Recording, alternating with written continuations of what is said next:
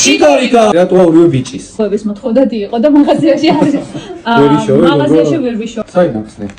ქვევიდან არ ვიცი როგორ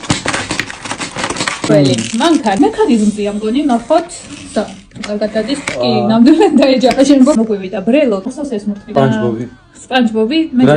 ბავშვობაში თქვენ დამიწერეთ რა ქვია ამ პერსონაჟს თვითონში კიდე რაღაც ამოგვივიდა ეს ხალი ხარ ამოგვივიდა